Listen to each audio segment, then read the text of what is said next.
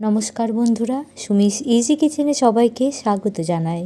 প্রথমে একটা তাওয়ায় গোটা ধনে নিলাম, গোটা জিরে, মেথি, কালো সর্ষে আর মৌরি নিলাম। শুকনো তাওয়ায় মশলা ভালোভাবে ভেজে নিচ্ছি। মশলা ঠান্ডা হলে মিক্সিতে গুঁড়ো করে নিন।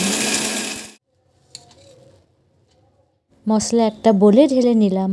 দিচ্ছি বিট নুন, ভালো রঙের জন্য কাশ্মীরি রেড চিলি পাউডার আর আমচুর পাউডার।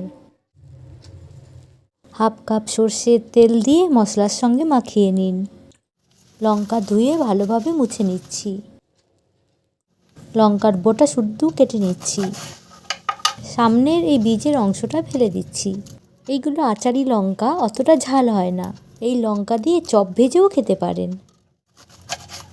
লঙ্কা মিডিল থেকে চিড়ে এভাবেও রাখতে পারেন, যেটা আপনাদের সুবিধা মনে হয় করে নিন। এবার লঙ্কার ভেতরে ভালোভাবে মশলা ভরে নিচ্ছি। বন্ধুরা, আমার এই চ্যানেল সাবস্ক্রাইব করতে ভুলো না। মশলা একদম ঠেসে ঠুসে ভরে দেবেন। সব লঙ্কাই মশলা ভরে নিন। পুর ভরা লঙ্কা একটা শুকনো জারে ভরে নিন।